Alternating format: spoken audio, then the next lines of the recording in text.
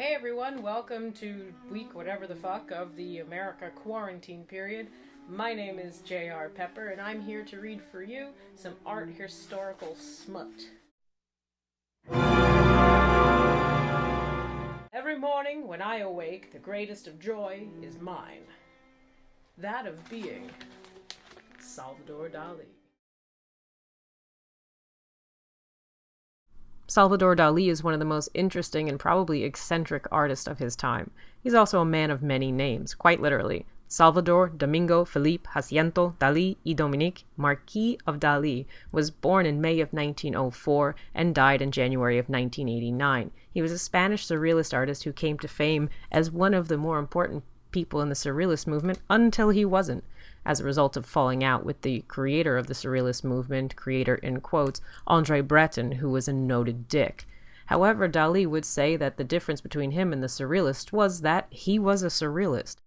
He's also one of the most easily recognizable artists for any of your flashcards going through your art history catalog in college due to his iconic mustache that was almost as shape-shifting and bizarre as he was. But he also was known for his bizarre, eccentric, and often off-the-wall behavior. All that eccentric behavior meant that he was always the center of attention, and nobody enjoyed attention like the way Dali did. Here he is on What's My Line, which was a game show from the 1950s to the 1970s, where surely he's the most interesting person there. Would you ever have been seen on television? Yes. Are you a performer? Yes. Would you be considered a leading man? Yes. I got to move in here. Actually, in the general context of the questioning, we would have to accept that all the affirmative replies, except perhaps the last one, are not misleading in any major degree. However, I think the last answer is misleading, and we could not accurately describe our guest as a leading man. He's a misleading man. A misleading man he is. Salvador Dali was known for many things. In fact, he wasn't only just known for his paintings and his eclectic appearances on television and film, he was also known for making films like Un Chien Andalou, as well as graphic design and photography. Like here he is with some flying cats, way before the internet thought it was cool.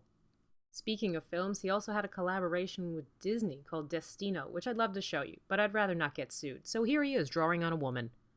It should be noted that Dali, like many of the surrealists, would paint what is known as mental landscapes, which is when you essentially design a landscape with recognizable elements, but it's meant to reflect the inner workings of the artist's head. Very Freudian by design, kind of like this one here that shows how Dali was terrified of grasshoppers. But it also shows lots of different things, like sexuality, references to sex, and in some cases masturbation. In fact, that last photo had the word masturbation in the title. Like many of the surrealist artists, Dali used his work as a means to describe what was going on in his subconscious, hence the term mental landscape.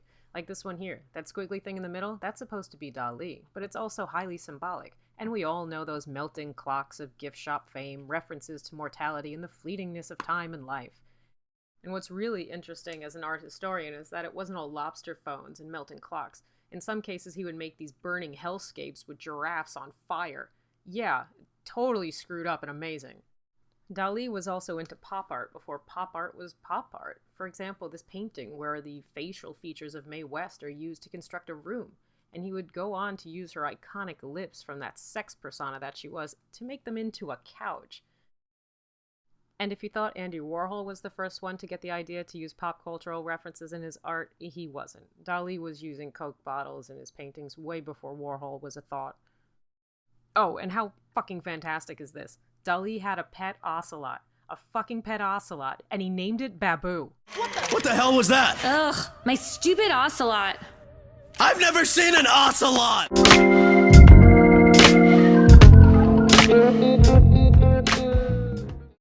If there was anybody that would have been considered the love of Salvador Dali's life, aside from Salvador Dali, it would absolutely be his muse and his wife, Gala. Oh yeah, remember that name? She was previously married to Paul Eluard. That wasn't until Dali kind of stole her away. But don't worry, they remained friends. And yes, this is the same Gala that was involved in a three-way with Max Ernst and her husband, Paul Eluard. They would get married twice, once in a ceremony in 1934 and then later on in a Catholic ceremony in the late 1950s.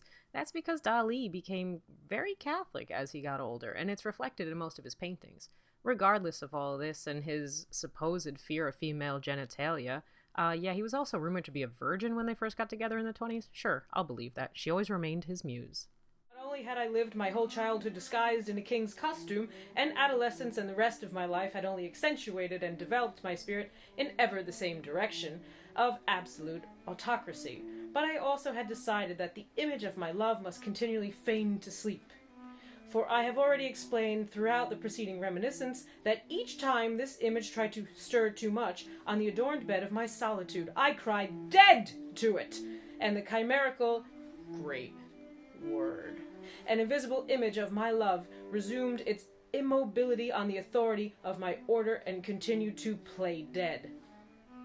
We have also seen that the few times when Galuchka, that's Gala, pet names, image assumed a real form, things ran the risk of turning out badly.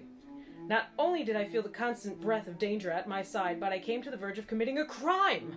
I, too, like the king in the story, loved perversely to prolong beyond any measure, beyond the frontier of the pathological, to prolong beyond measure the anxious expectation in which reposed the whole tormented voluptuousness of that grandiose myth of unfulfilled love. I, too... ... But this summer I knew the revived and hitherto obedient image of the chimerical Galuchka, of my false memories now incarnated in Gala's stubborn body, would no longer obey a simple, commanding gesture of my hand, and come as before to play dead at my feet. I knew that I was approaching the great trial of my life, the trial of love. It's like Outlander. And my love, the love of a man half mad, could not either be like that of others. The closer the hour of the sacrifice came, the less I dared think about it.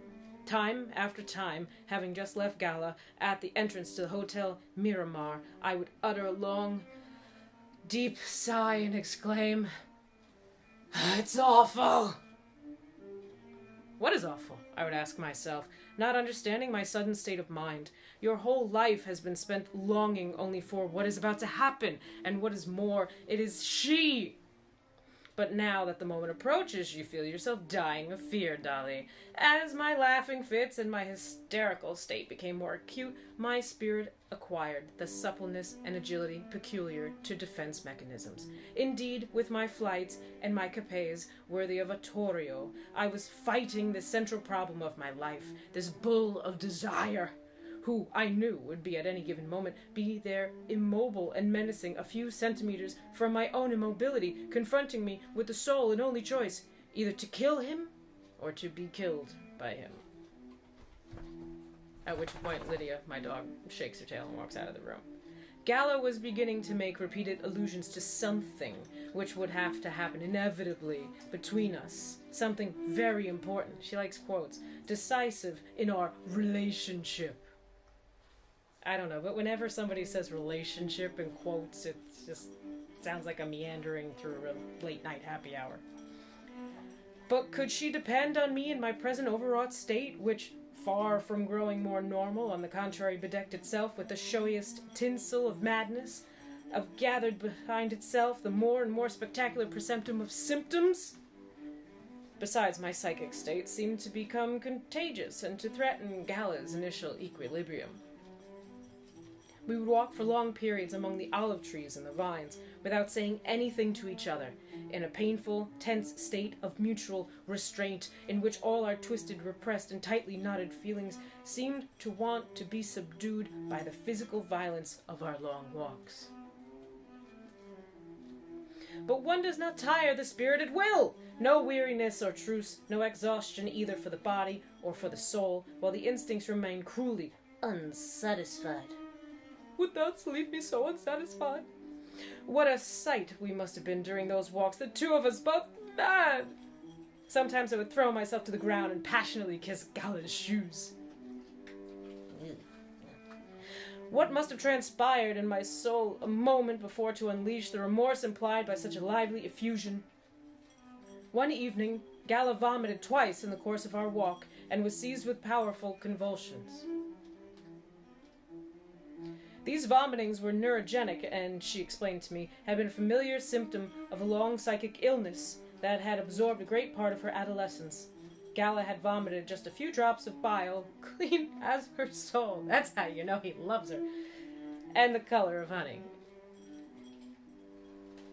At this period, I began to paint the accommodations of desire. Paintings which desires were always represented by the terrorizing images of a lion's head. "Soon you will know what I want of you," Gala would say to me. This could not be very different from my lion's heads, I thought, trying to accustom myself in advance to the impending revelation by one of the most frightening representations. I never pressed Gala to tell me the things that she had on her mind before she was ready. On the contrary, I wait for these as long as the inevitable sentence before which, once pronounced, we could no longer draw back. Never in my life had I yet made love. And I represented this act to myself as a terribly violent and disproportionate to my physical vigor. This was not for me. I took advantage of all the occasions to repeat to Gala in an obsessive tone which visibly irritated her. Above all, remember we promised each other that we would never hurt each other. At this point in our ideal, we had reached the month of September. All my friends of the little surrealist group had left for Paris, and Elard too. That would be her husband. Thus Gala remained in Kadak. At each new encounter we seemed to each other, "We must have it over with!" One could already hear the intermittent shots of the hunters resound amid the solitary echoes of the hills in the August skies, smooth and serene to the point of exasperation. Seated on a dry rock wall, Gala ate black grapes. It was as if she were growing brighter and more beautiful with each new grape, and with each new silence-rounded afternoon of my ideal, I felt Gala sweetened in unison with the grapes on the vine. Even Gala's body seemed to touch, to be made of flesh heaven of gold muscat. Tomorrow, we both thought. She was dressed in white on the day we had finally set. It was a very light dress that trembled so shudderingly as we climbed up the slope that she made me cold. The wind became too violent as we went up, and I used this as a pretext for turning our walk away from the heights.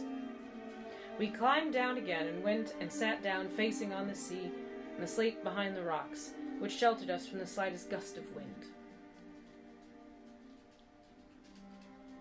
It held over us the dying silver garlic clove of the insipid crescent moon, hollowed by the primitive taste of tears that painfully knotted Gala's throat and mine. But we did not want to weep. We wanted to have it over with. Because that's what you want your guy to say, you know, about the coupling. I just want to get it over with. He's clearly a romantic. Gala's face wore a resolute expression. "What do you want me to do to you?" I said, putting my arms around her. She was speechless with emotion. She made several attempts to speak, and finally she shook her head abruptly. While tears flowed down her cheeks, I kept insisting. Then, with decisive effort, she unsealed her lips, at last to tell me in a plaintive little child's voice, "If you won't do it, you promise not to tell anyone." I kissed her on the mouth, inside her mouth. It was the first time I did this. I had not suspected until then that one could kiss in this way. With a single leap of all the Parsifals of my long-bridled and tyrannized erotic desires rose, awakened by shocks of flesh. And this first kiss, mixed with tears and saliva, punctuated by the audible contact of our teeth. I think he's doing it wrong. And furiously working tongues. No, he's not. Touched only the fringe of the libidinous famine that made us want to bite and eat everything to the last. So they're also high. Probably not. Surrealists really weren't into drugs. Meanwhile, I was eating that mouth whose blood already mingled with mine. I depersonalized and annihilated myself in this bottomless kiss which had just opened beneath my spirit like the dizzy gulf into which I had always wanted to hurl all my crimes. I felt myself now ready to begin to sink.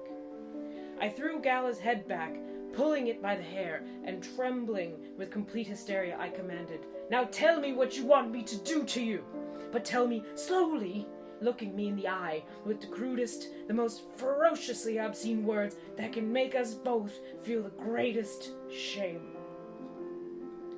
My erotic passion had now reached the limits of dementia, and knowing that I still had just enough time, I repeated it to her in a more tyrannical, deliberate way. What do you want me to do to you? Then Gala, transforming that last glimmer of expression, of pleasure, into the hard light of her own tyranny, answered, I want you to croak me. Surrealists.